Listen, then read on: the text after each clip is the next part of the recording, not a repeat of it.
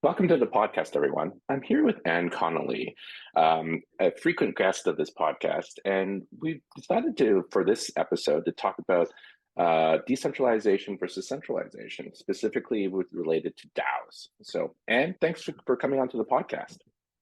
No problem. Happy to be here.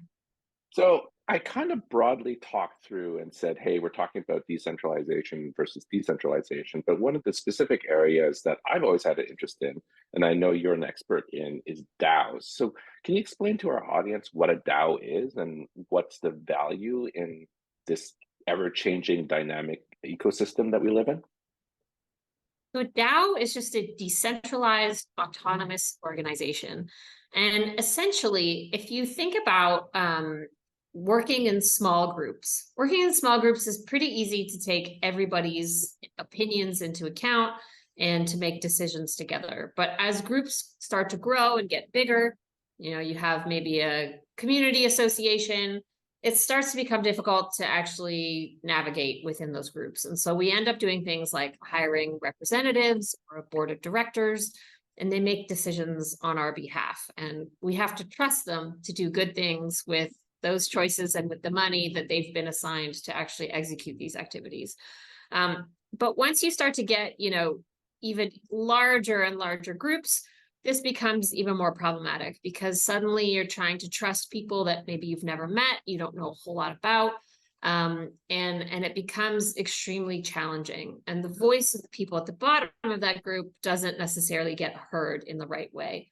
And so a DAO essentially just uses blockchain technology to enable the collective holding of assets, so cryptocurrency, so any money people have put forward to achieve their common goals, and allows the voting to be transparent. So it's a lot easier to have a completely flat, non-hierarchical organization without needing to trust people to manage it for you, because that trust is essentially provided by blockchain. It's interesting. In some respects, it's almost like a representative democracy, but for corporations. Would that be a fair statement? I would say exactly the opposite. In fact, that there's no representation that's really happening.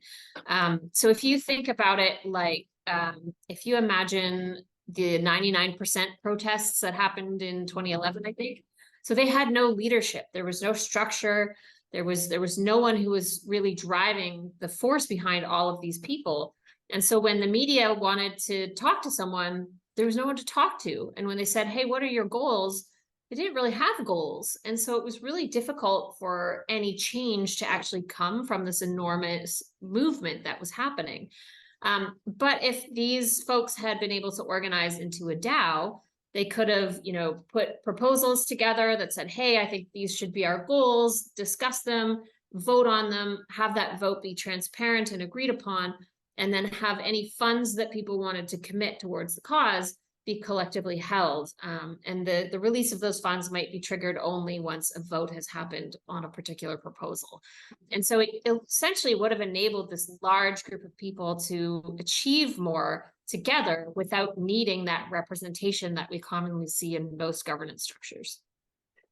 Interesting, because I mean, it's interesting you brought up the 99% protest, because I feel like not only just in corporate organizations, but across society. So to my earlier statement of representative democracy, so the political, the social, and the economic, we are moving towards a more decentralized structure, right? And we are kind of in this space where we have these older, still relatively centralized organizations and structures that are now faced with this increasingly decentralized, almost autonomous. And to your point, it's like there's no central leader to say, hey, you're to blame for this, you need to correct it. Now it's like, it's just very amorphous. So do you see DAOs as potentially that first step of trying to organize, I guess, a more decentralized society going forward, not just in the corporate space? That's exactly it. So we're seeing, decreasing trust in centralized organizations. I read an article the other day that looked at basically the past, I don't know, 5-10 presidents of Peru had all been put in prison for fraud or embezzlement or something. So, how are the Peruvian people able to trust that their centralized government really has their best interests at heart when they don't? And so, as we start to see these types of centralized organizations collapse or lose that trust, we need something to replace it. We need to still be able to coordinate and collaborate as societies, and I think this is where DAOs are going to come into play. And so we're seeing this this type of structure across a whole bunch of different use cases. So everything from just community management. We all want to, manage our condo or, whatever simple thing it is, to massive investment DAOs that hold, $4 billion in assets. And so I think we're just testing out all the different areas where we can see if DAOs are going to be a good fit, and we'll see which ones are really, the perfect use case for this new type of governance structure. You kind of mentioned in terms of, the use cases being experimented on. One of the concerns that I've seen or that I think through is what it sounds like is that each individual member of a DAO, they have to be very active in its participation. And we've seen with representative democracy, even before, let's say, the recent period where we've seen that decline in terms of participation, that it's kind of hard to get everyone at 100% to participate in something or at least pay attention. Do you think that's still an issue with DAOs, or is it something that they're slowly overcoming, or what can we do? And maybe I'll ask a third question as well: is there something we can do to overcome that lack of participation? So it's a real problem. I find it myself in the DAOs I participate in, where just the volume of messages on Discord and the volume of discussion that happens, keeping up it's a part-time job. And that's a challenge. And one of the solutions that people have come up with is this idea of vote delegation, where I can say, I have ownership in this particular DAO, but I just don't have the time or the interest or the expertise in staying up to speed. So I'm going to give my votes to my friend Jeff, who knows everything you need to know about this DAO, and he's going to follow it closely, and he can vote on whatever he wants, and I trust him to make those votes. The good side to that is, of course, that my voice is counted through Jeff. The downside is that it leads to actually increasing centralization. And so where, initially the idea was that more people would be able to voice their opinions, and in the end, you may end up with really only 5 or 10 people who have control over, an enormous amount of power. And so I think at this stage, it's really sussing out, what is the best structure to find that happy medium between keeping people engaged and not overwhelming them, so that we actually shoot ourselves in the foot and become worse than the structures that we've left behind. It's interesting you bring that up, because I feel like it's a very human problem, right? Because at the end of the day, to your point, keeping up with, even if we look at decentralized models or a DAO, it's keeping up with the news, whether it's if you're in a neighborhood, it's like, oh, someone's wanting to change on the street or something like that, or something related to corporations. It's very difficult. Do you think that there's also maybe a bit of education at play in terms of ensuring that people are more participatory or understand their, I don't want to call it rights, but their responsibilities in terms of a DAO, or and trying to help them manage that? So is it beyond the technological solution? Is it more of an educational and training solution, for lack of a better term? I think a big part of it is really, honestly, just comes down to good tooling. And, so in the early stages of DAOs, we've seen, communication happening across Telegram and Twitter and Discord and Discourse, and then their voting is on Snapshot and Tally, and everything's all over the place. And that becomes, again, a lot to manage, and people start to disconnect because of that. But we're starting to see other tools like Sway.io, which is, a proposal management tool. It just brings everything together in the same place for proposal creation and voting. So tools like that are making it easier to participate, which is helpful. And then I think the other piece is just really ensuring that DAOs understand how participation in the DAO fits in with regular life. And so if it's a DAO for me, that's maybe a volunteer opportunity, am I replacing my free time to do this? And if so, what's it going to take for me to, spend an hour reading messages or proposals versus going out to play basketball or watching television? So what's the kind of gamification element there that's going to make this a lot of fun? And if the DAO voting is, something that's a little more like a work activity, what work is it replacing in my daily life? And do I have, space in my work schedule to be, reading these updates and staying up to speed? And so I think it's about understanding people's incentives to participate, and what it takes time out of their day, away from to participate, to make sure that people are able to do it. I mean, you kind of talked through a number of the use cases that are being experimented on, community management to a few other use cases that you mentioned. I think, especially in the United States, we're seeing a very thin dividing line between, in the current political system, between the Democrats and Republicans, well, almost more or less equal. Do you think DAOs are a potential way of solving that? Or maybe put it another way in terms of questioning, do you think DAOs could be leveraged, or the decentralized nature of DAOs would allow us to maybe better manage this increasingly divided populace that we seem to be having, not only in the United States, but globally as well? I'm not sure they're the answer to that problem, to be fair. I think one of the best ways to really break down some of these lines and get people to understand each other is to bring them together. And DAOs tend to collect people who are like-minded, that want to achieve, similar goals that they already have. So I don't think it's actually going to make it better. I think in some ways it might actually make it worse. That being said, if I think about my physical community where I live, it's very difficult for me to connect with other people that I live around to achieve very local community level goals. But if we had a DAO that was sort of, brought us all together in that way, then I think that could be possible. And I think anything that sort of brings humans together in one place, is a good thing. But I'm just not convinced it's gonna really break down any of these very, very staunch borders that we seem to have in the political world. So you would say macro, probably not a best use case, but maybe micro, definitely an interesting use case. Oh, that's interesting. You kind of hit the nail on the head, right? You talked about the physical and then the virtual.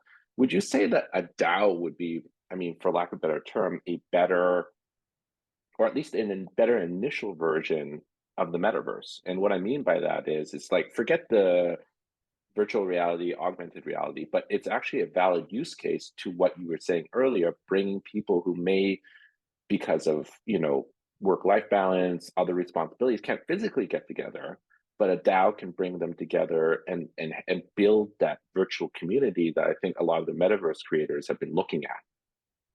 Yeah, absolutely. I mean, one of my favorite examples for DAOs that I haven't seen a lot of, but I think will probably come forward in the future, is diaspora connections. So, people who've left their country for whatever reason and still want to stay connected to that culture and possibly have an impact on, the country that they left while they're away. A DAO is a great opportunity for that and building that connection. So I think we're going to see some of these examples, yeah, where DAOs are maybe going to create that connection that people were hoping to get in the metaverse. But you don't need an avatar for it. It's just about how are you bringing people together. Interesting. I mean, you also, I mean, going along the metaverse route, but also your previous comment in terms of like the improved tooling when it comes to managing the messaging, etc. Where do you foresee DAOs going in the next 3 to 5 years? Is it better? Is it through more impact, more DAO creation, better tooling, all of the above? Like, what's your crystal ball giving you that sense? I think because we're very much in the experimentation phase right now, I think what we're going to see is a bit more of a solidification of what are the best use cases, what's the best tooling, what are and I think examples of really successful outcomes, and that's going to help change the narrative around them and help people see, hey, this is a really good way to do X. So for example, there's Shapeshift is a company that used to be a very ordinary corporation in the crypto space and has now converted itself into a DAO. They gave out tokens to all of their investors, all of their employees, all of their users. And now all those people are able to vote on where they want the future of that company to go. And there's pros and cons to that. It's really cool as a user to be able to say, hey, this is what's important to me. Let's vote on it and build it out. On the flip side, when you have a DAO, there's no entity. It's not registered anywhere. There's no human rights laws that you have to follow, or HR policies, or maternity leave. So I think there's a lot of things that need to be worked out. And my goal is that, in maybe the next year or two, some of those early bumps are figured out by the early adopters. And then out of that, we'll start to see, hey, this is incredible because, it allows women to work from home or work more flexibly, or it allows people in countries that couldn't otherwise get paid, maybe you're in Iran and you couldn't get payments from a US company, to now participate in these ecosystems that they've been previously boxed out of. It's interesting. I mean, you kind of brought a thought to my head. So with the ever-changing and nascent state of the DAO ecosystem, have you seen examples of like DAOs, breaking up, or DAO participants breaking away from a DAO, creating a new DAO, or DAOs merging? How has that occurred? Is it very similar to what we see in normal mergers and acquisitions in the equities market, or is it very different? There's DAOs that are incubating other DAOs. Molecule DAO in particular is one that's looking at different science DAOs. So how can we redo scientific research? And so you'll have all these sub DAOs that are looking at different areas of that. Maybe one's looking at psychedelics, the other's looking at Alzheimer's, whatever it is. And Molecule will then help them, get established, get coordinated, that type of thing. And then, there's other ones. The Lao has sort of spun out a whole bunch of different like NFT investment DAOs. So it's less of kind of a mergers and acquisitions type rollout in a sense, and more just like, hey, this is what part of the community wants, and they're going to do it, and that's great for them, and we're going to keep doing what we do. And so it sort of avoids maybe some of the contention or the conflict that can sometimes come with mergers and acquisitions, and more is just like, what, if we've got enough people that want to make this happen, they can go for it. It's interesting you phrase it that way, because to me it sounds like we're reaching another evolution in terms of, let's call it, corporate structure, where it's more organic and more human, for lack of a better term, right? I would almost say, like with alumni networks at universities, if you look at traditional, they all break out and they all subdivide, and it's not necessarily reflected in the corporate structure, but it is reflected by the grouping of individuals. And it sounds like the DAO is a better representation of that, of the humanity and how we as individuals, individually and collectively, work together. Absolutely. And the other piece that's so important, and is kind of one of the cornerstones of Web3, is this idea of ownership, and how, historically, anything we've done online, say, Facebook or Twitter, has been this great two-way communication, but there's been no ownership over that. And so now with Web3 based platforms and DAOs, people actually own a piece of what it is that they're working on, and own it in a way that has incredible liquidity that you wouldn't have if you necessarily owned, say, shares of a private company. And so that's changing the power that, community members or employees of DAOs will have, and it changes the way that their views are able to be shared and incorporated into corporate vision. And I think that's going to be really special. For the first time, users have this opportunity to really drive change in the way that they want to see a particular product. And so I think there's lots of thoughts around the wisdom of the crowd and where things go. I think change will probably happen more slowly, but will probably be more effective once it's actually rolled out. It's interesting, and you bring up something in your previous statement in terms of where do you think, or how do you think DAOs will be integrated in, let's say, more societies or culture that are a bit more collectivist versus individualistic? Because right now it sounds like, particularly with the DAO's concept of ownership, it leans a little bit more individualistic than the collectivist side. Do you foresee any issues as it enters, let's say, more collectivist cultures in its implementation, or it just will naturally evolve based on that culture's primary attributes?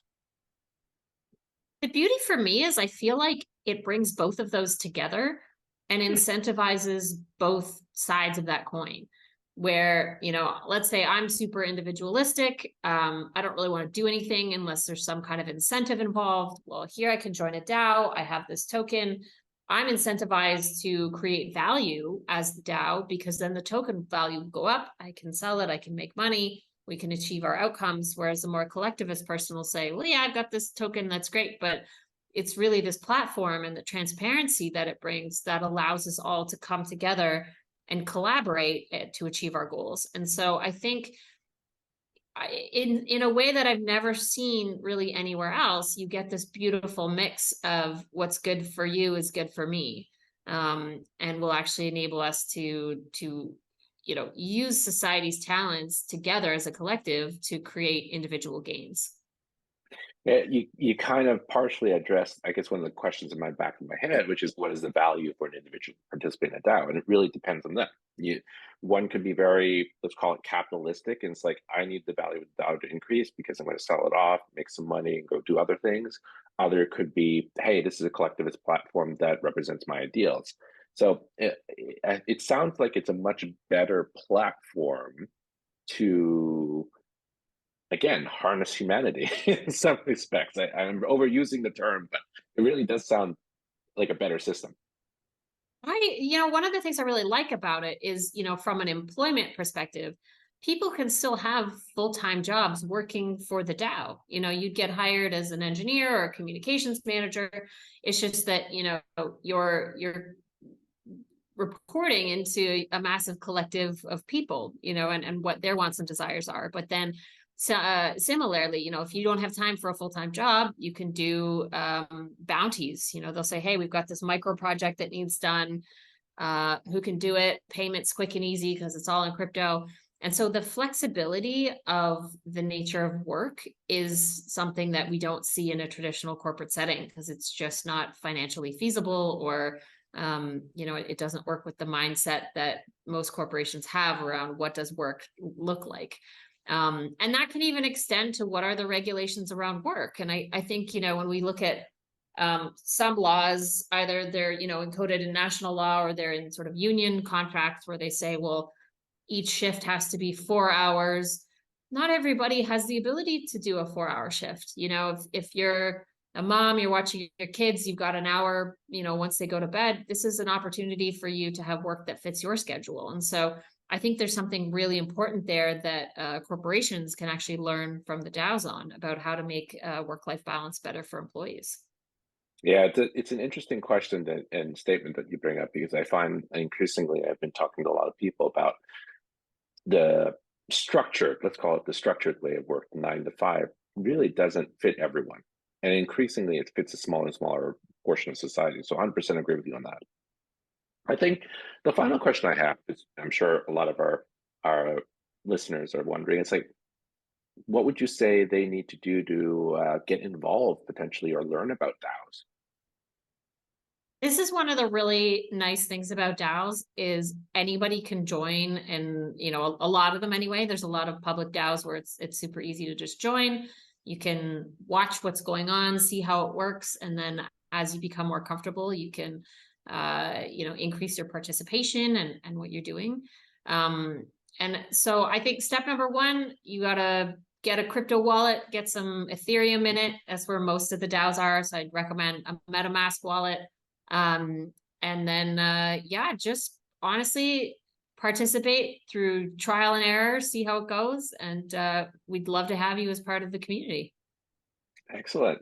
Well, and you know, on this podcast, I always like to say and leave the last word for our guests. So, any final words in terms of our listeners, in terms about DAOs and in them participating? You've already said it'd be great for trial and error and great to get in part of the ecosystem. But any final words? I think one of my favorite DAOs that people should check out is Gitcoin. And it's a DAO that's dedicated to the creation of public goods for communities. And so right now they do a lot of digital public goods, so open source software projects, but they're looking into the future around how can we enable physical communities in real places to coordinate to create things that everyone can benefit from. And so I would definitely check them out. We love new people, and they have a grants round if you want to support and donate towards open source projects. That happens about once a quarter. So we'd love any support you have to help drive some of these projects forward. Definitely one I'll check out. Well, Anne, many thanks again for joining the podcast. Well, thanks for having me.